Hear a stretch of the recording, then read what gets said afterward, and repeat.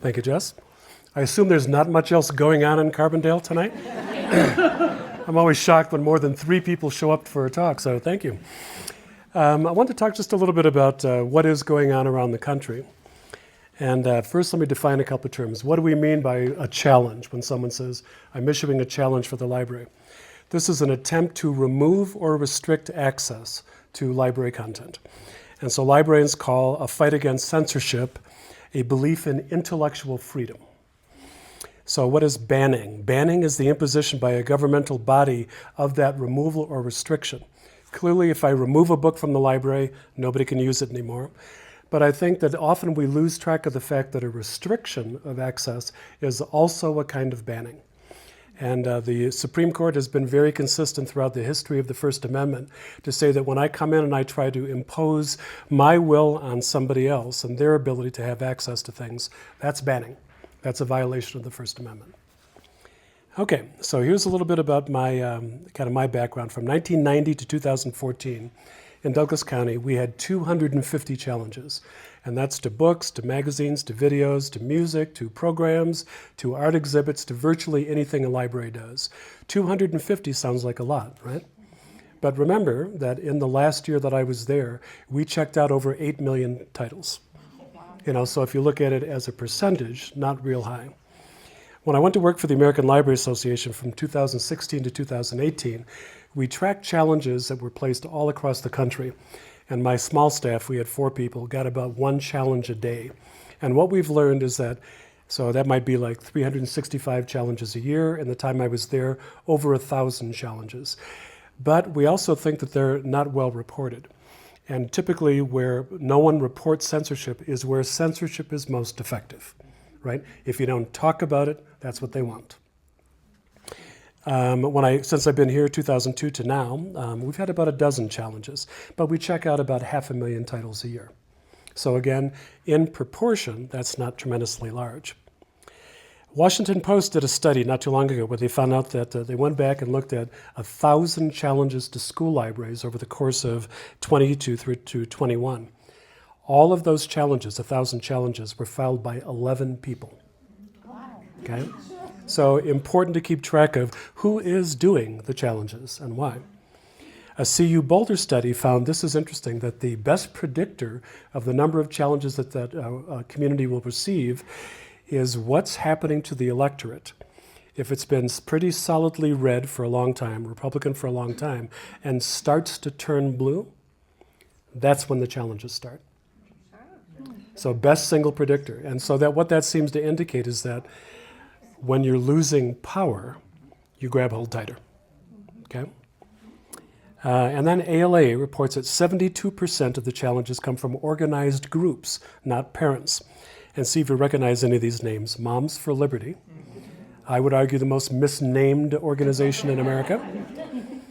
My favorite story about them is this was a political group described as a political action committee that started in Florida.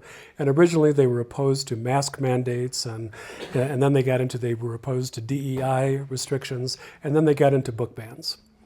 And what I love about this is Christian Ziegler, who was the head of the Republican Party at that time, and his wife Bridget Ziegler, then wound up in the news because they were having a threesome with another woman.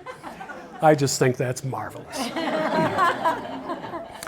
After Moms for Liberty, there's a group called Mass Resistance, and then another one called No Left Turn for Education, and then after that it's locally Facebook groups.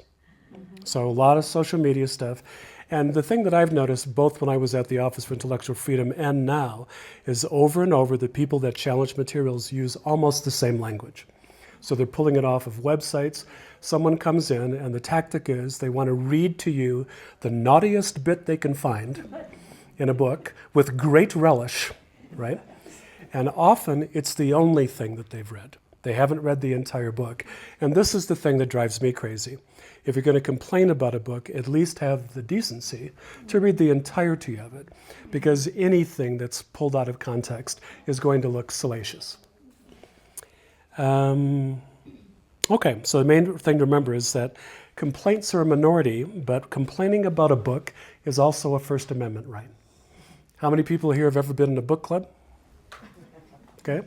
What's the worst thing that happens at a book club. Everybody liked it. You know?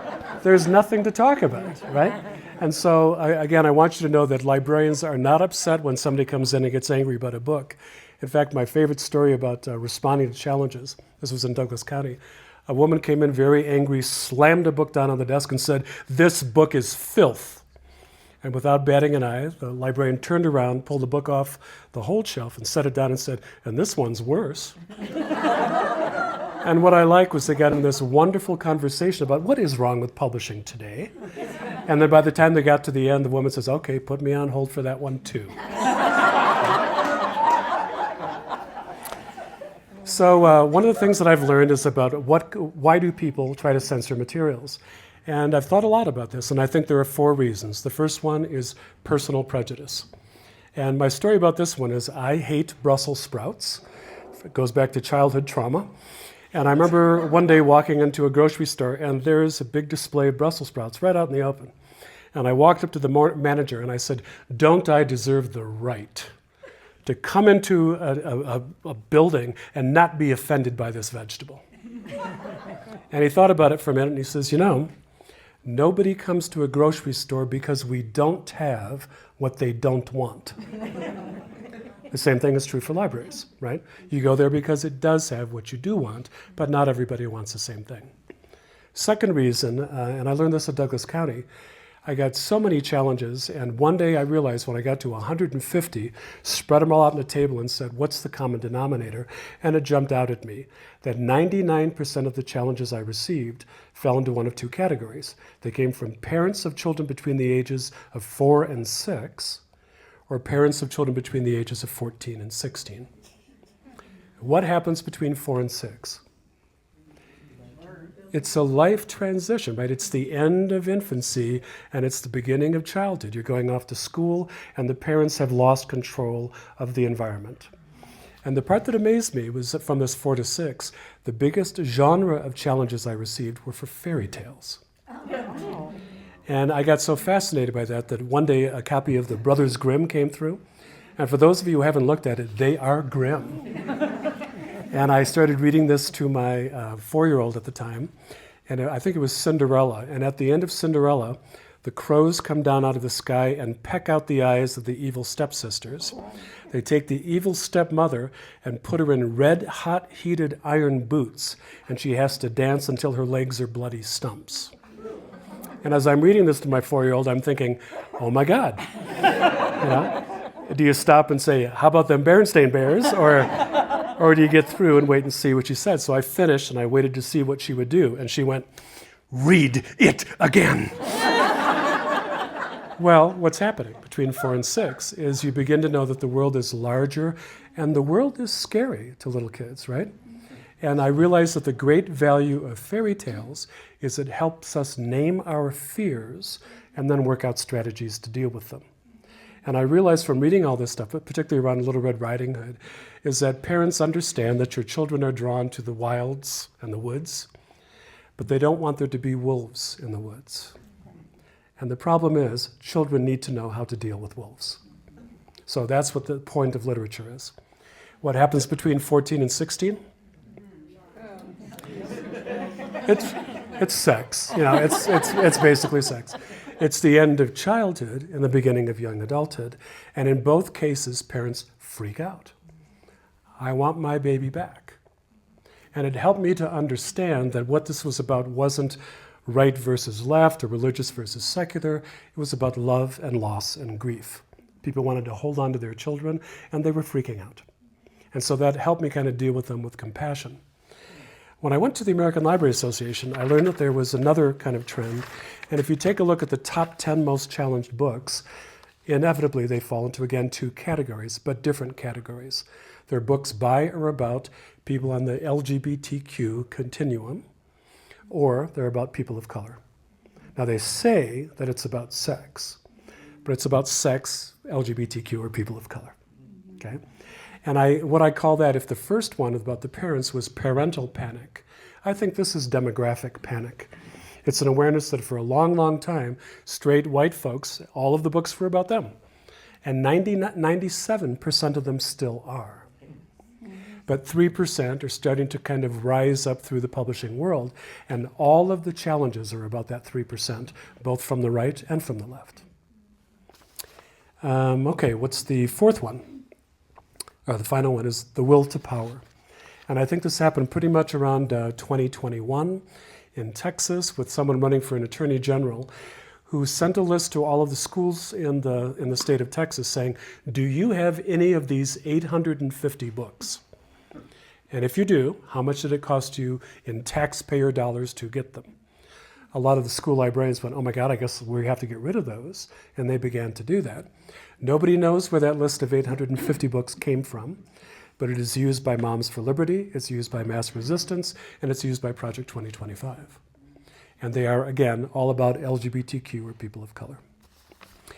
So the other thing about Project 2025, everybody knows about this, right? It's been around before the election, a very clear outline about how to take over the American democracy. And here's what Project 2025 says, quote, pornography should be outlawed, the people who produce and distribute it should be imprisoned, educators and public librarians who purvey it should be classed as registered sex offenders, and telecommunications and technology firms that facilitate its spread should be shuttered. In 2023, in Mississippi, a law was passed that said we want to hold the platforms that distribute digital content to account for any books that have anything to do with sex. So it defined as pornography and harmful to minors, any book that featured a sexual act or described sex. That would include sex education books. It would include, as near as I can figure, any book. Because eventually, even children think about sex, even before the internet. So what they did was they passed a law that said, you have to promise, if you are a company that distributes digital content, that you will not check out anything to anyone under the age of 18 that has sex in it. Overdrive has about 3 million titles. Overdrive and Libby, the same group, does digital content for most of the public libraries in America. They said, we can't sign that because there were penalties and there were jail sentences. So they said no. Hoopla, some of you may use that, has about 500,000 titles. They said, we won't sign that. So as of December 2023, 3.5 million titles were censored by the state of Mississippi, the largest act of censorship in American history. And I wonder how many people in the room have ever heard that before? Okay. So this is the beginning of a much larger way to attack not just book by book, but whole platforms. These are some of the numbers, and I'll just toss these out. I don't expect you to remember them, but you'll see the pattern. Schools and libraries saw efforts to ban 4,240 unique titles, up 65% from the previous year. Public libraries became a major focus of book banning groups, seeing a 92% increase in the number of targeted titles year to year. And challenges now aren't just somebody coming in to complain about one book. They come in and they want 15 or 20 or 850 titles removed. So this is in the aggregate. Again, nearly half of the censorship attempts, 47%, are against LGBTQ titles and books about people of color. 17 states saw attempts to ban over 100 titles, including Colorado, Connecticut, Florida, Idaho, Illinois, Iowa, Kentucky, Maryland, Missouri, North Carolina, Ohio, Pennsylvania, Tennessee, Texas, Utah, Virginia, and Wisconsin. Same thing happened in Arkansas, and I want to talk about what these bills are starting to look like. First, it made the distribution of inappropriate or obscene materials, neither one of which was defined in the law, to someone under the age of 18, as in a library or bookstore, a criminal offense. And the penalty for the crime was up to a year in prison. On December 2024, this was found unconstitutional, at least two of those provisions were. And the court wrote, if the General Assembly's purpose in passing Section 1 was to protect younger minors from accessing inappropriate sexual content in libraries and bookstores, the law will only achieve that end at the expense of everyone else's First Amendment rights. And I think that really captures it. I think that's right on. At this writing, there are 30 states with similar legislation out of the 50, And there are two that are still live at this point in Colorado. One of which is House Bill 1158 that says no library database like magazines can have any advertisements, which is how magazines stay in business, or external links. So if you look up an article about Ukraine, and if it links to another newspaper article, that would be illegal. Okay? The intent is to say all of these databases are leading people to sexual content. Not true, a lie, as is often the case with this. And they don't want that to happen, so this is a way to begin to dismantle the average citizen's or a minor's access to information about the world. And the second one, House Bill 1231, aimed to make the first offense of checking out a book with any sexual content to a minor punishable by a $10,000 fine. The second offense would get you up to 2 years in jail. This is in Colorado. So right now, this has been postponed. It kind of went to a committee to die, but the fact that it made it that far, I think, is worrisome. So getting close to home here, and then we'll open this up to the public here. In April 2025, there's an organization called the Institute for Museum and Library Services, and it distributes money mostly to state library agencies. And I'll talk in a minute about what the state library does. But DOJ officials showed up one day, went into the lobby, swore in the Secretary of Labor as the interim head of IMLS, and then sent everybody home, took their laptops, took their phones, and suspended their email. They announced the following week that they were suspending payments to 5 of the largest state libraries in the nation. The legality of this is certainly questionable, but as it's working its way through courts and trying to figure out who's going to stand up against it, I'm proud to say that a lawsuit has now been filed, and Colorado is one of the other 5 states that is protesting this to say it's flat out illegal and it should be stopped. What happens is yet to be determined. What does IMLS money do in Colorado? It funds about 2/3 of the state library staff. And so what that means is that these are the people who provide continuing education to the Board of Trustees, supports rural libraries, provides websites for rural libraries, access to historic newspapers and state government documents, standards and training for boards, and evaluation and research. We've had for a long time something called the Library Research Service that gathers wonderful statistics about what's going on in libraries to help us make informed decisions. All of this is in jeopardy. The money for Colorado has not yet been suspended, but we think it's coming. Okay, and finally, to bring this, it also funds the Colorado Talking Book Library. So if you have anybody who has, disabilities, visual disabilities, can't hold a book, it provides direct service to them to provide access to books. That too is being threatened. And finally, to get to Garfield County, back about almost 3 years ago now, we had one gentleman who complained about 2 adult manga titles, that's Japanese graphic novels, manga, Brit corrected me once, manga, not manga. And these are books that I need to point out have never been checked out by a child. They have always been shelved with the adult collection. And I want to make it clear what I think the purpose of the public library is. It is our job to reflect the culture around us. We gather information and try to present it without any particular bias other than the bias of our culture. To say this is what got published, here's to take a look at it. If our public requests it, we're likely to buy it. And if they don't read it, we're likely to get rid of it. One of my favorite quotes about this is from a friend of mine, Mary Jo Godwin, and she said, "A great library has something in it to offend everyone." And I believe that. I think that's true. But I want it to be clear that that's not why we buy the books. We don't buy them in order to offend. We buy them in order to serve our community.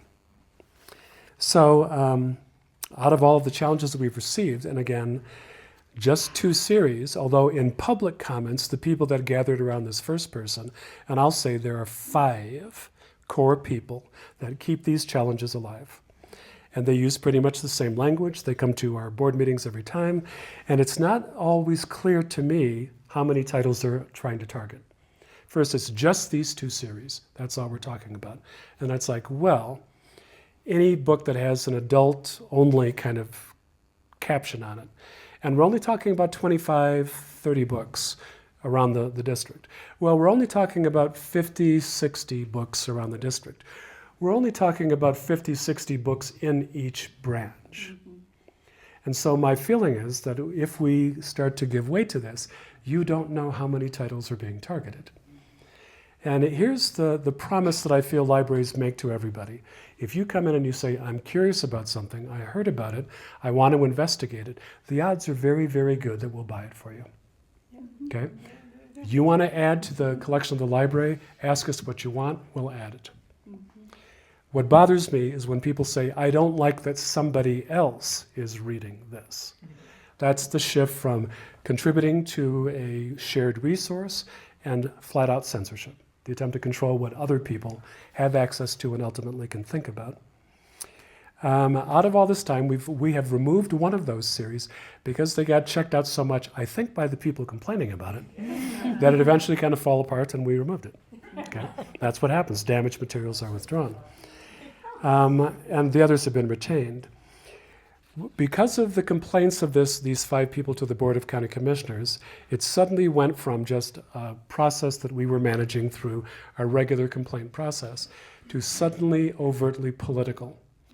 And that's when we began to see that the Board of County Commissioners, violating some 16 years worth of precedent, said instead of letting the library board advertise for, interview, and recommend for appointment, we're going to do that. And it became very obvious that their intent in doing that was to overturn library policy and procedure. Now, that isn't to say anything against any of the particular board members that have been appointed. Everybody gets to be a board member for the first time, and there are changes, but we sure lost some good board members. Yeah. So beyond that, the clear attempt to influence policy, the clear attempt to say what other people or other people's children cannot have access to, is very much an active force in Garfield County today. And with that, right at the half-hour mark, yay, open up. Does anybody have any comments?